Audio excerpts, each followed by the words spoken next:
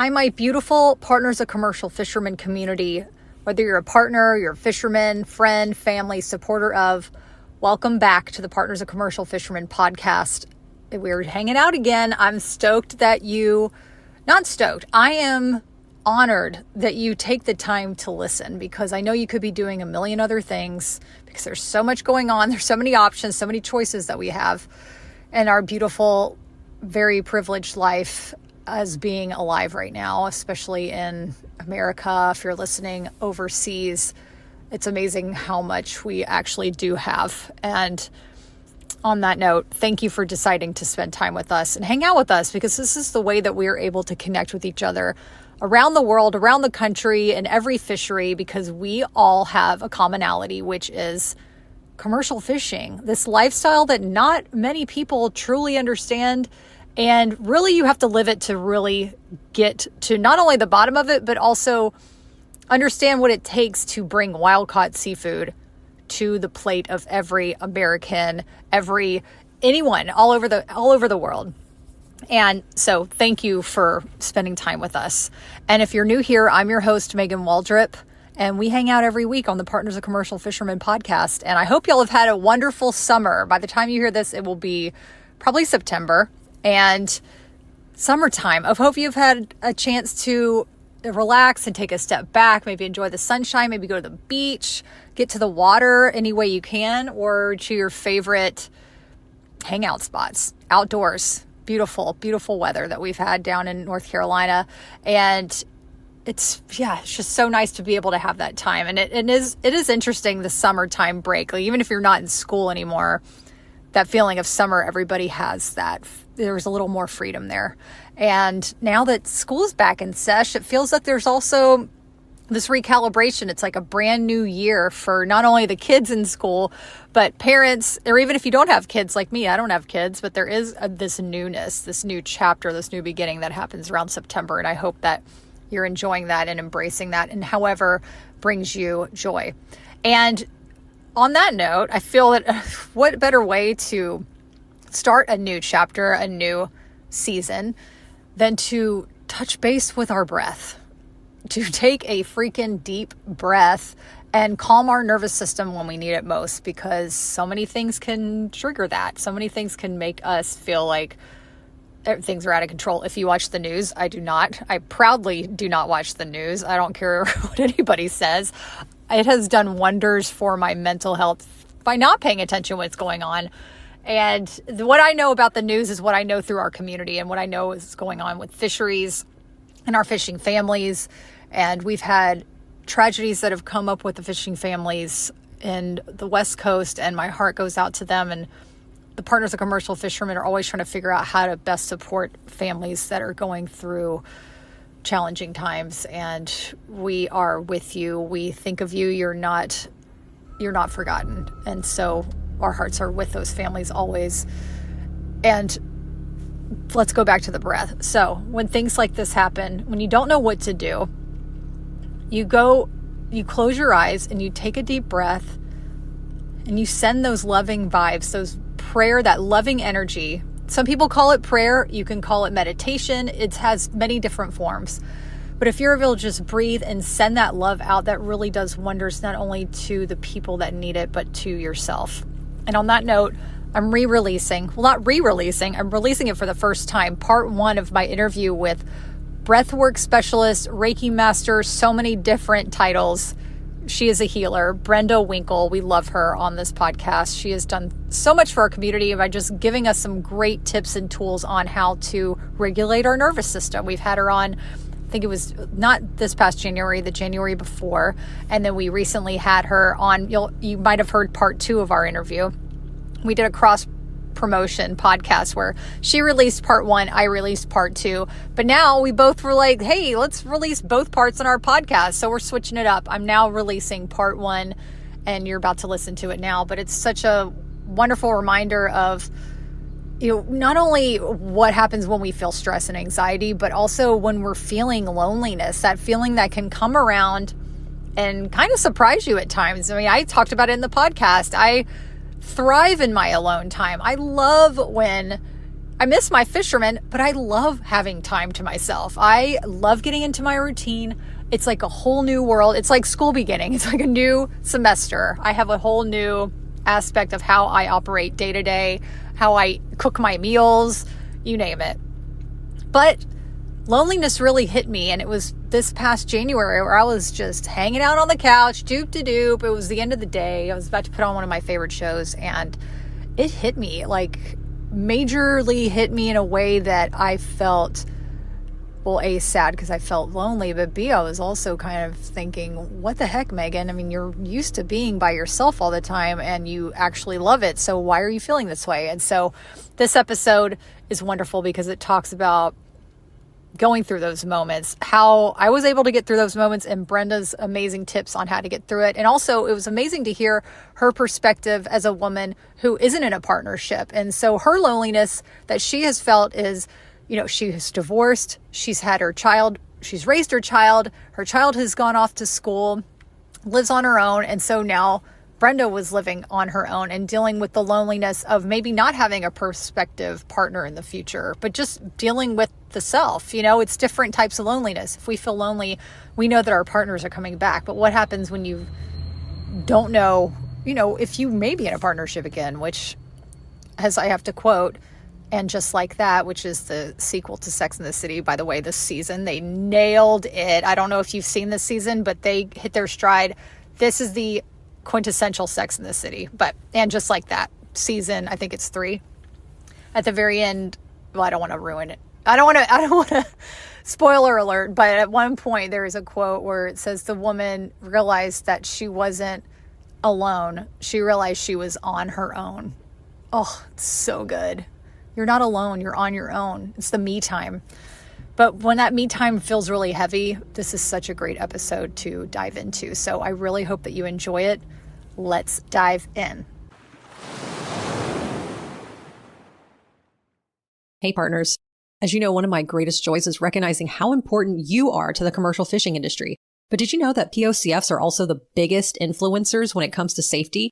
In fact, the number one reason that fishermen say they wear safety gear is, quote, because my partner tells me to. That's the power of love, and it plays a vital role in keeping our fishermen safe. Talking to your fishermen about safety can reduce the current reality that 80% of fishermen who are lost at sea weren't wearing a PFD. We can change that. That's why I'm proud to partner with Kent Safety Products. They make Coast Guard approved PFDs and innovative flotation gear designed specifically for commercial fishermen.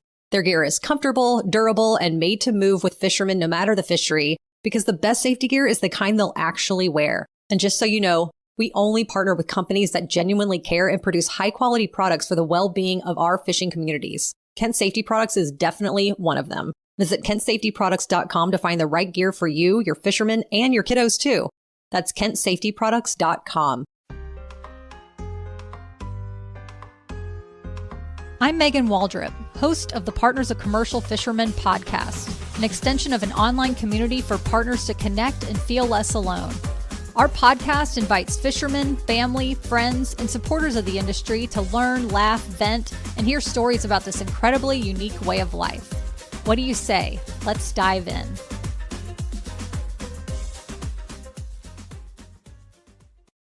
Hi, Megan. Brenda, I'm so happy to see you. It's always such a joy. Oh my gosh, the feeling is mutual. It's just like every time I see you, I just feel like I want to smile from ear to ear. Oh, I'm so honored. That's how I feel with you. I mean, I feel like I've fangirled you for a while too. I heard about you through a podcast where you were being super open about your experience with your business. And I thought, wow, this woman is so brave and is so strong and just incredibly intelligent. How am I going to connect with her? And then we end up being in the same mastermind, which was incredible. Yeah. Oh my That was gosh. the best. So And I just love hanging out with you. I love hanging out with you. I got that message from you that, oh, I heard you on this podcast. And I'm like, what?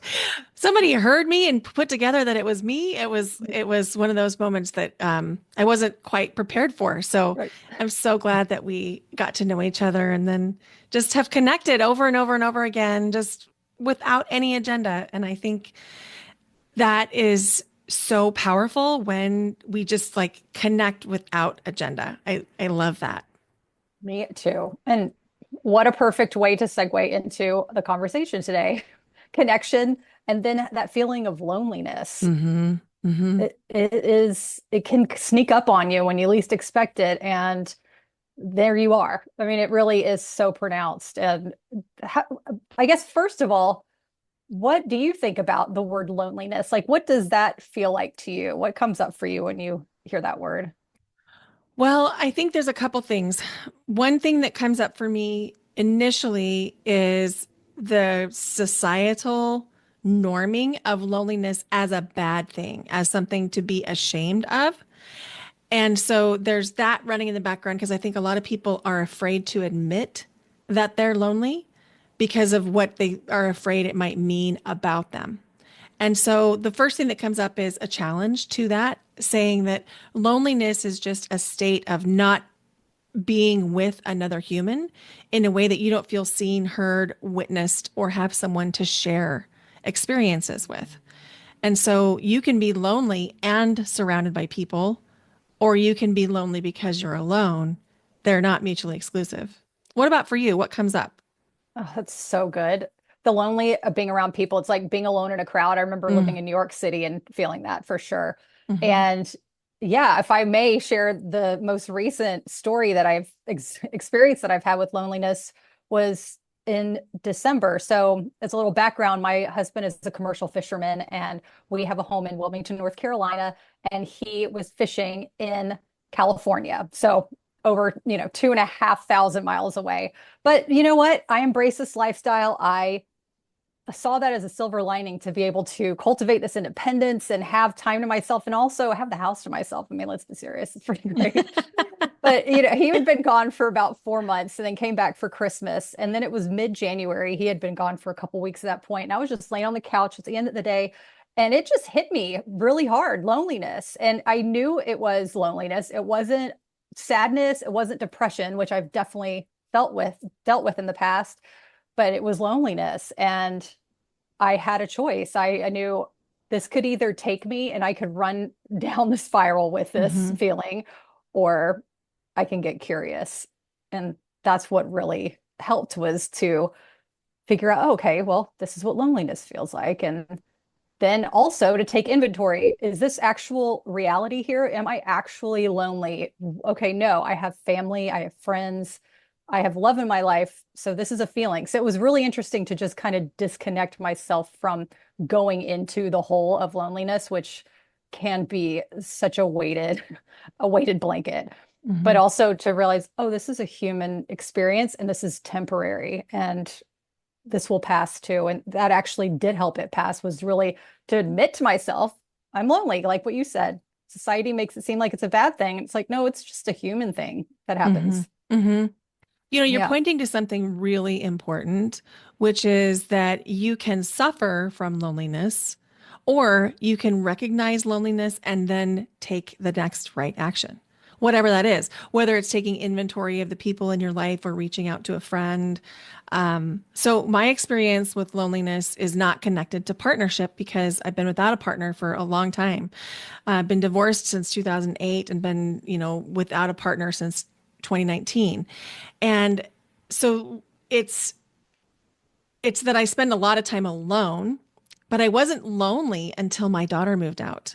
And she moved out in 2022 and I got hit with loneliness so profoundly that I didn't know if I was in reality anymore because I'd never experienced that kind of loneliness where I didn't even see other people and I couldn't remember how to find them.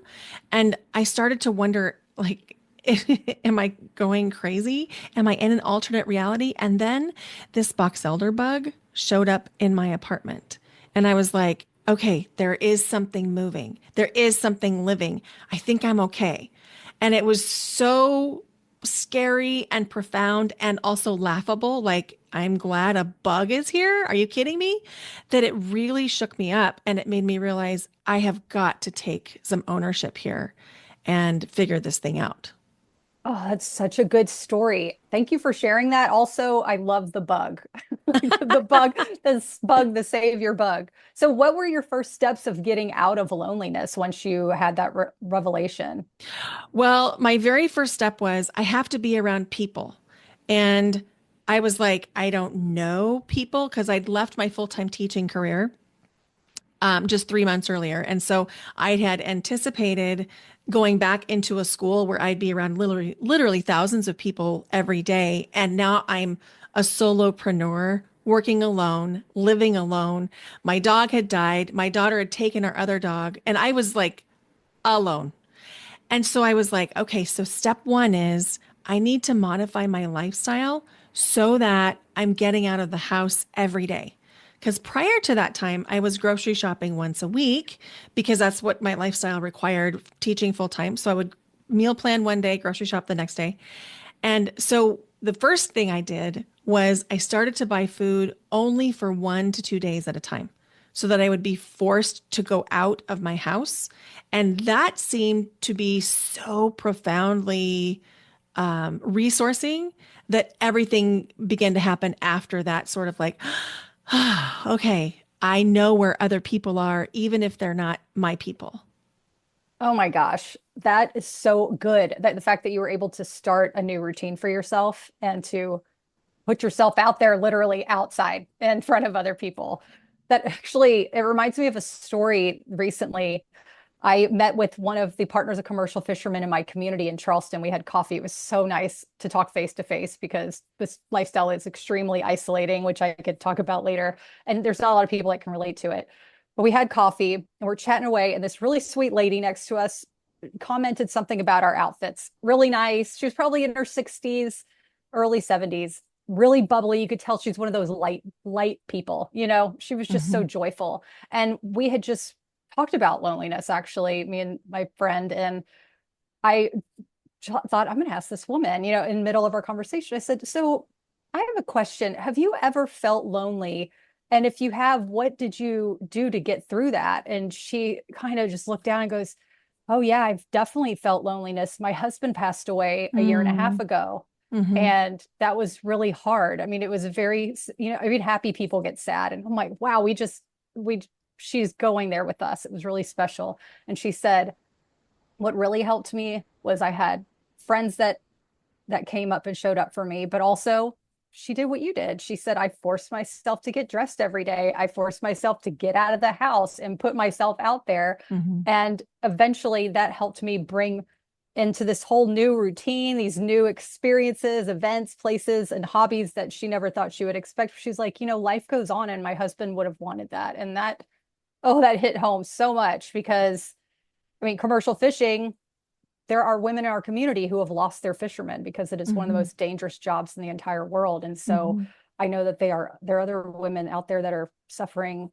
from loneliness because of the loss of their partners. And yeah, it is a process Yeah. for all of us, no matter what stage it is. And I just find it really admirable that you were able to build yourself out of it. I mean, continue to find a new way of living. And now, I mean, look at you now. Look at you now, Brenda. Oh, well, thank you. Thank you. I love the story that you were sharing about being vulnerable, talking about this with someone else who's sharing your experience, and then bringing someone else into that conversation. It took so much courage.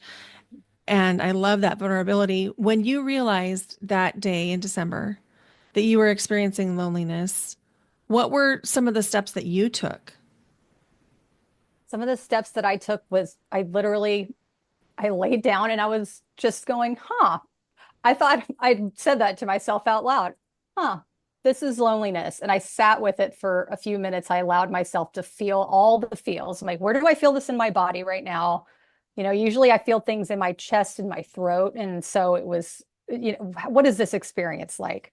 And then going through, this is temporary. Every emotion is temporary. This does not make it a reality Mhm. because, like I've said in the past, I've had depression where it's just, you can't get out of it. But there are ways, in my experience for myself anyway, to stop yourself before you go deeper, because it can be Mhm. so hard to dig yourself out after you go into these mind spirals. Yes. And and so that was huge. I think I ended up texting my sister and having outside contact with people that I love, and then thinking about plans that I had in the future. Like, oh, okay, and life continues. This is going to be okay. And so that really helped me. It was the first time I actually admitted to myself I was lonely, because I am an independent woman. I am, Hmm. I have this house to myself, and you know does this make me less of a strong woman if I admit that I'm lonely?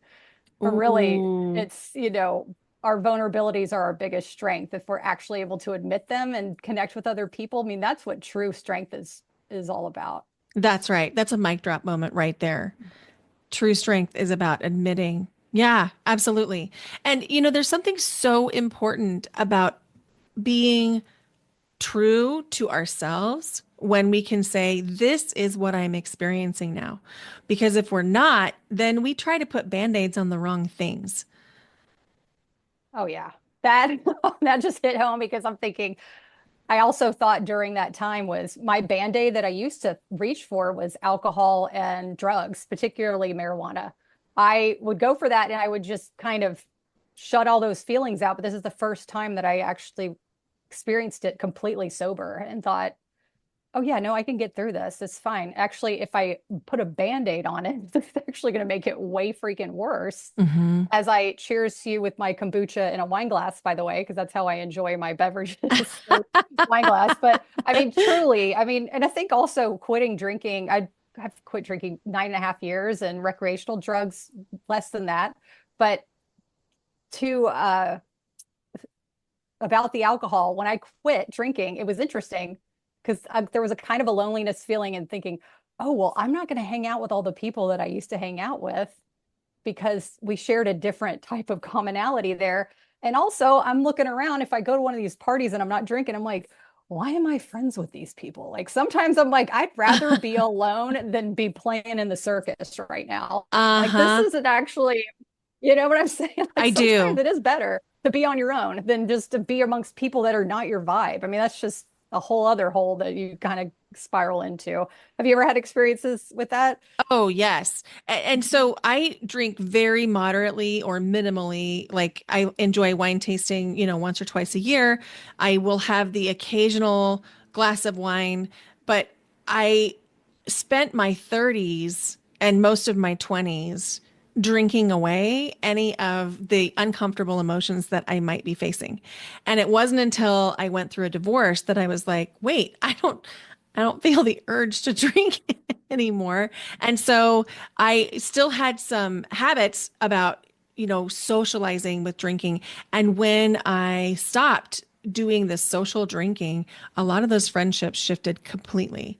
And I wasn't invited to things. And that was a different kind of feeling. So there was like a little bit of FOMO, honestly, because I was like, oh, I'm seeing them on social media. They're having a great time having these drinks, but I don't want that for me.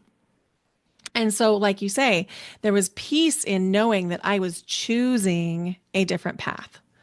And so, even though I wasn't, socializing with them, I wasn't out at the girls' nights and things, I still felt peace.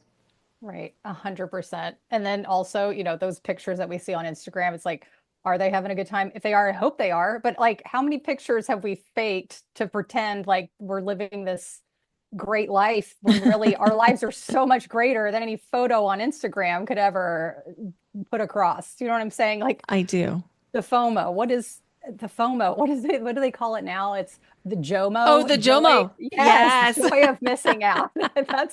That's the party I'm a part of right now. Me too. Me too. Awesome. It's I great. I love it here. This is a Yeah. great party. And Yeah. the interesting thing is when you look at the eyes of those photos, even my own eyes, I can see genuine happiness in my own eyes now when I there was not there then. Oh, totally. I can relate to that so much. Yeah, that hits deep. I'm like, I could go off on a whole other tangent about that, but um, it's amazing what just those band-aids can do, and then, but also how it comes up. So if I may talk about one of the things that helps me with loneliness. Oh, this is something else I did. I totally forgot about this. I actually did a guided meditation called Meditation for Loneliness. I was like, let's get in there. I'm about to get all up in this loneliness and meditate through it. So it was a quick 10-minute meditation. And I thought, all right, we're going to embrace this. And so that was actually something else that I did. I totally forgot. But the meditation, getting further into that, one of my favorite meditation teachers, I'm sure you know Joe Dispenza. He has incredible guided meditations. And so that is one of the that is a huge priority for me every morning.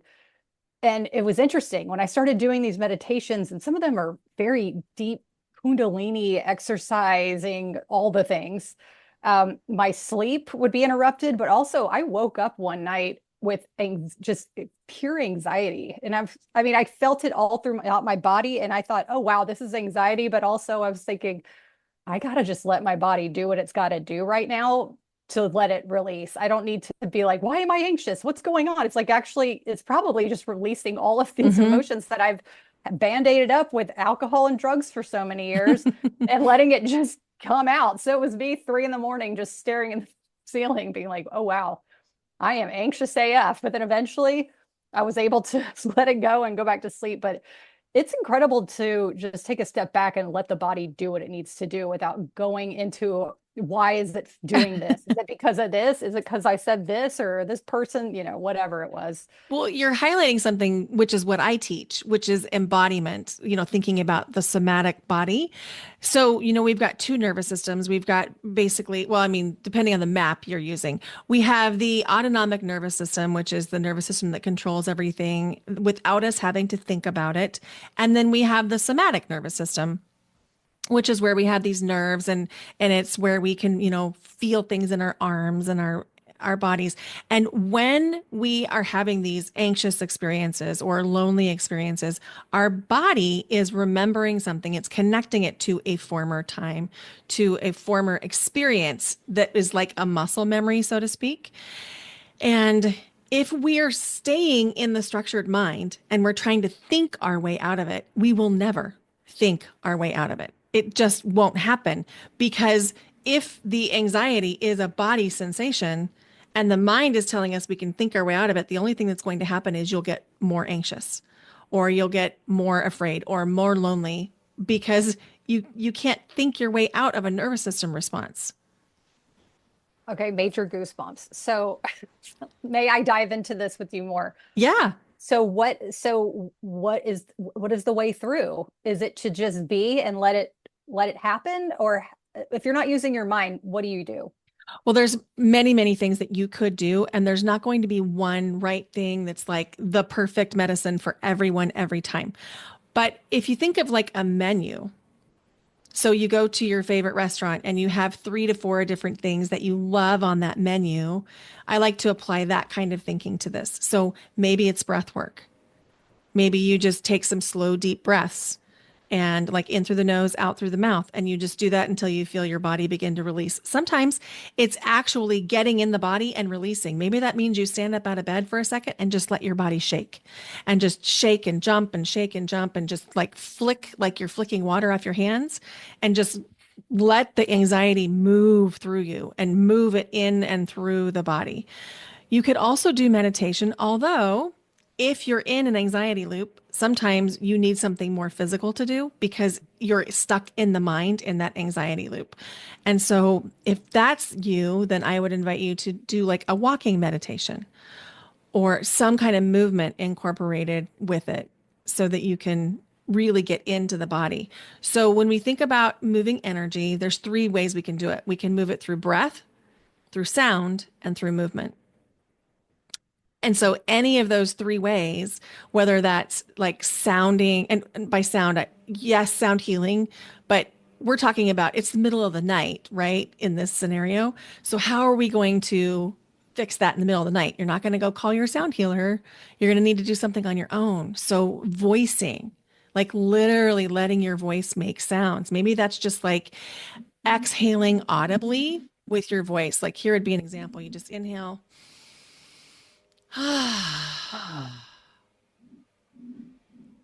And like, feels good. It feels really good. I mean, there's nothing wrong for me right now. And I still felt like, oh, that was really cathartic.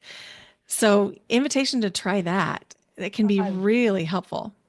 I love that you teach things that are so accessible and that people can feel that they can use immediately. You don't have to go into a 6 month, year long practice of even understanding what meditation is.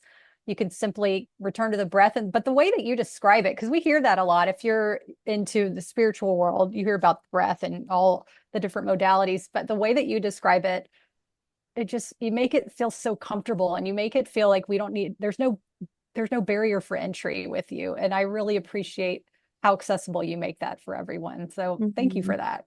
Thank you for saying that. I received that because it's with great intention that I try and remove any barrier to entry because we all can breathe and we all deserve to feel better. We all deserve to feel safe in our bodies, no matter what is happening in our lives, no matter what political affiliation we have. We all deserve that. And especially right now when things are tense and scary, one of the most impactful things that we can each do is make sure our own nervous system is regulated so we can make very clear, mindful, intentional decisions around what to do. Yes. And I love that also the knowledge of knowing it's a practice. We're not one day going to wake up and say, and I'm quote unquote fixed. I'm great. Everything's wonderful. My nervous system, I know where that switch is. It's like, oh no, the practice. And that actually kind of goes back to, well, definitely goes back to loneliness. And it reminds me of my favorite piece of advice my mom ever gave me, which is the greatest gift you can give yourself is learning to be by yourself. And Mm. she said that to me before I moved to California. I packed my car up. This is like when I quit drinking. I was like, I need to get the F out of Charleston, South Carolina. I love it there. Don't get me wrong. But at that moment, I was drowning in so many ways. And so I packed my car up. I drove to California for a new life, headed out west. And that quote stuck with me so much because I thought, if I'm able to be by myself, I will never be alone. I will always be okay, no matter how old I am. And I mean, to go to a point where I don't mean to sound morbid, but at the same time, we exit this life alone. Even if we're surrounded by people, we're the only ones going through that experience by ourselves. And if we're able to have these practices throughout our lives right now, that's going to make that journey so much more, not not as, I mean, of course, beautiful, but also almost exciting in a sense of going, I'm ready to go to this next dimension, this next level, because I don't have fear in that way. I've practiced this and I've been here before. And now Mhm. I'm about to go really into the next level. So Oh, I love that. And I want to dive into your story about moving from South Carolina to California in just a second. Maybe we'll put that on your podcast where we can would finish love it. that story because I really want to dive into that because that is the essence of the yes filled life when you do something that is a little bit scary, but it's scary in a good way. But before we close this portion, I just want to offer that there is a futurescaping meditation available on my website that includes breath work. And so it's just like a 7 minute deep dive, which you wouldn't think 7 minutes could be that deep of a dive, but you'd be surprised. And you can access it at brendawinkle.com/feel better, all one word or lowercase. And so go grab that meditation, just practice, breath work, see if it works for you and you can make it your own. And then when we pick this back up on Megan's podcast, Partners of Commercial Fishermen, we're going to dive into Megan's story about how she drove from South Carolina to California to start a new life. So we'll see you there. That's it for today, y'all. I linked part 2 in the show notes, and you can also hop over to Brenda's podcast, which is called Your Yes Filled Life, and not only hear the full episodes, but you can hear her incredible mentoring, her coaching, and the way that she really discusses breath work and how to ease stress. That's why we love Brenda. Thank you so much for listening today. And if you have any kind of topic that you want to discuss, email me. I would love to know. It's support@pocfpride.com. And if you like this episode, please leave a review. That helps so freaking much. Such an easy thing to do. 5-star review. Comment if you're feeling it. Would love it. And if you do, I'll even send you a POCF sticker. So if you do that, screenshot it, you could email me. Like, again, it's support@pocfpride.com, and I'll send you a POCF Pride sticker. What could be better than that? You can stick it on your mug, like I'm looking at my mug right here. You can put it on your car. It's awesome. Your computer, your notebooks, you know where to put stickers. Anyway, thank you so much for listening. And I always want to know any kind of feedback, what's going on with you? What can we do to help make your life in the commercial fishing industry easier or more enjoyable, or just, have a good time? Like, what do you want to, let's chat. Let's talk about what you want. That's why we're here. Thank you so much for your time. With love, gratitude, and POCF pride. Till next time. Thank you so much for listening. To support our community, I'd so appreciate it if you'd tap the subscribe button to this podcast or write a review. And if you're a POCF who wants to connect further, go to POCFpride.com for weekly vlogs and to learn about opportunities to join our private communities. We'd love to have you.